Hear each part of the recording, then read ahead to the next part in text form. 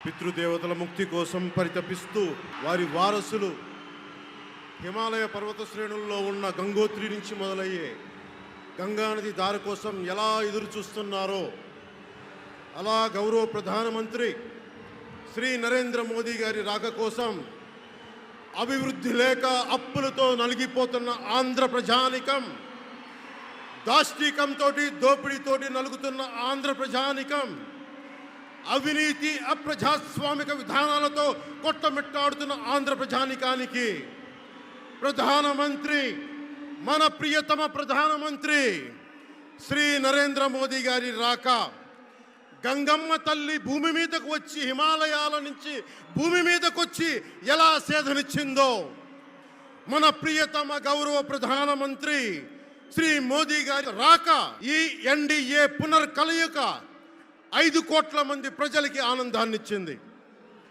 దేశ ప్రజల ఆశీస్సులతో ముచ్చటగా 3వ ప్రధానమంత్రి అవ్వబోతూ హ్యాట్రిక్ కొట్టబోతున్న శ్రీ మోదీ గారికి ఆంధ్ర రాజ్య ప్రజల తరపు నుంచి, ఎన్డీఏ కూటమిలో భాగస్వామ్యమైన 3 పార్టీలు భారతీయ జనతా పార్టీ, తెలుగుదేశం, జనసేన తరపు నుంచి శ్రీ నరేంద్ర మోదీ గారికి ఘన స్వాగతం పలుకుతూ హృదయపూర్వక నమస్కారాలు తెలియజేస్తున్నాను.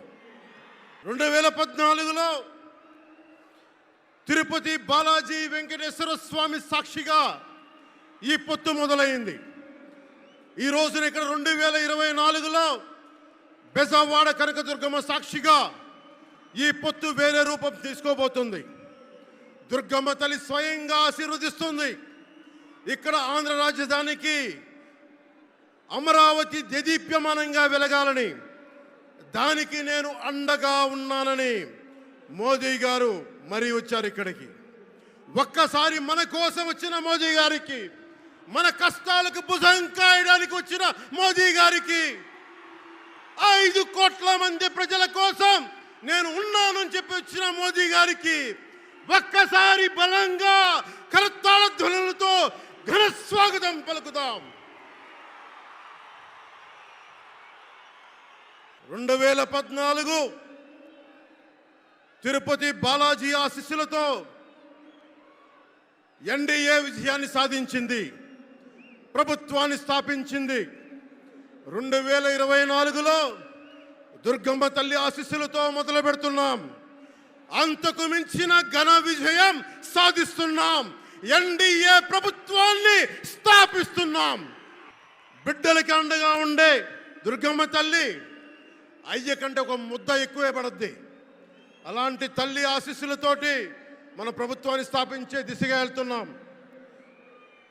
మోదీ గారు డిజిటల్ భారత్ అన్న నేపథ్యంలో దేశాన్ని మొత్తం తీసుకెళ్తా ఉంటే, ఇక్కడున్న వైసీపీ ప్రభుత్వం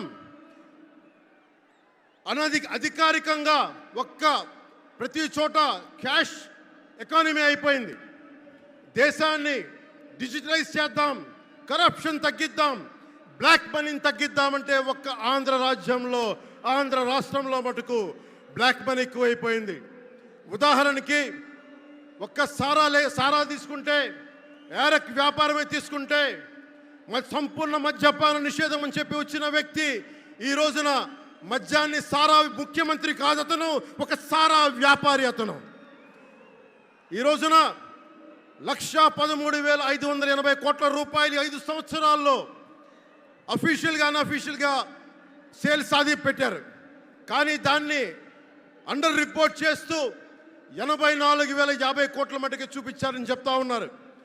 ఈ రోజున కేంద్ర ప్రభుత్వానికి కానీ భారతదేశపు ఎక్స్చెక్కర్కి కానీ 10,000 కోట్ల రూపాయల జిఎస్టీ ఎవేషన్ జరిగింది. అలాగే ఇసుక దోపిడీ, జేపీ వెంచర్స్ పేరు మీద ఆ బినామీలు ఎవరో తెలుసు, ఆ 5 మంది. पवन जरा पुलिस के लोग उनको नीचे उतारिए, नीचे उतारिए उनको। बिजली के तार हैं, आप क्या कर रहे हैं वहां? Please come down.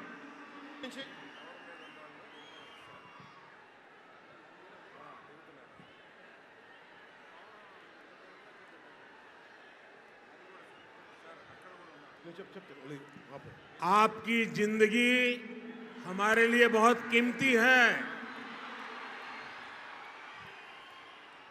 प्लीज नीचे आइए। आप मीडिया वालों ने आपकी फोटो ले ली है, आप नीचे आइए।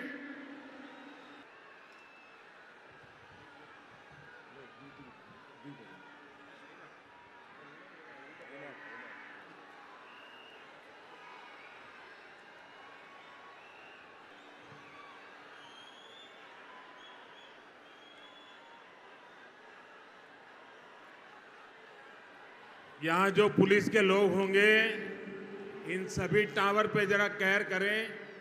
इसमें बिजली के तार हैं, अगर कुछ गलत हो गया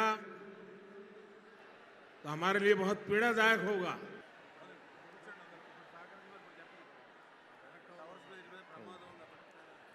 దయచేసి అందరూ ఆ ఎలక్ట్రికల్ లైట్స్ అన్నీ ఉన్నాయి, ఎలక్ట్రికల్ కనెక్షన్స్ ఉన్నాయి.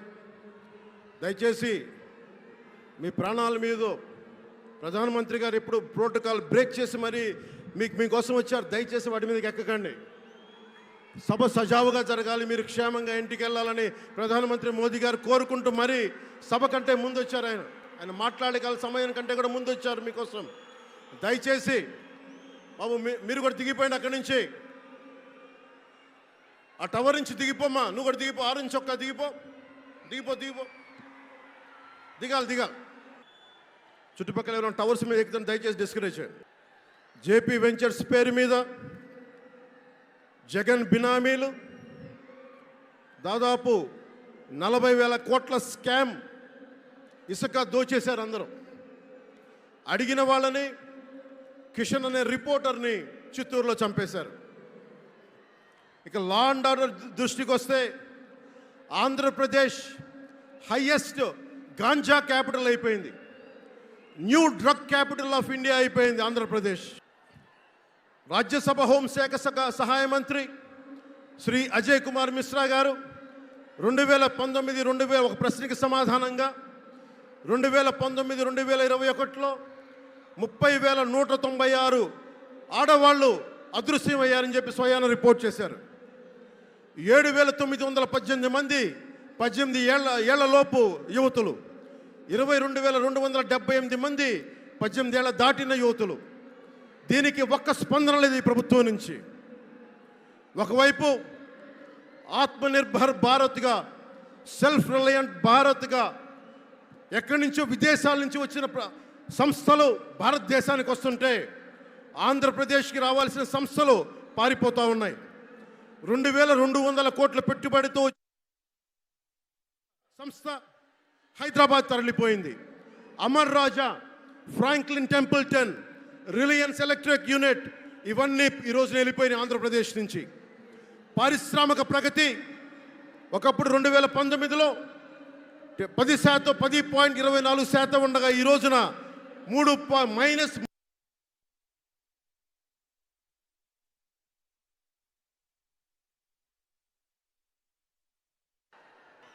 దయచేసి మీరు అందరూ మైక్ సెట్ మీద పడకుండా దూరంగా వెళ్ళండి. అందరూ దయచేసి మీ ఉత్సాహం రాష్ట్రం వైపు చూపించండి, దేశం వైపు చూపించండి. మైక్ సెట్ మీద పడితే మనకి మాట్లాడటానికి ప్రధానమంత్రి గారు విలువైన మెసేజ్ ఇస్తారు. దానికోసం మైక్ మీద పడకుండా, కన్సోల్ మీద పడకుండా దయచేసి అందరూ అక్కడున్న యువకులు అందరూ దయచేసి ఒత్తిడి చేయకుండా వెనక్కి వెళ్ళండి. ఆంధ్రప్రదేశ్ నెగిటివ్ గ్రోత్ పోతా ఉంది. మా మీద తెలుసు, వైజాగ్లో ఇన్సిడెంట్లు కానీ ప్రతిపక్ష నాయకుల మీద ఎలాంటి దాడులు చేశారో, బీజేపీ కార్యకర్తల్ని పొట్టల్లో కత్తులు గుచ్చి పేగులు బయటికి తీశారు వైసీపీ నాయకులు. వైఎస్ వివేకానంద రెడ్డి గారిని మర్డర్ చేయించిన ప్రభుత్వం ఇది. సిబిఎన్ గారిని ఇబ్బంది పెట్టిన ప్రభుత్వం అరెస్ట్ చేసి నన్ను స్వయాన అనేక పర్యాయాలు అడ్డుకున్న ప్రభుత్వం ఇది. ఈ ప్రభుత్వం పోవాలి.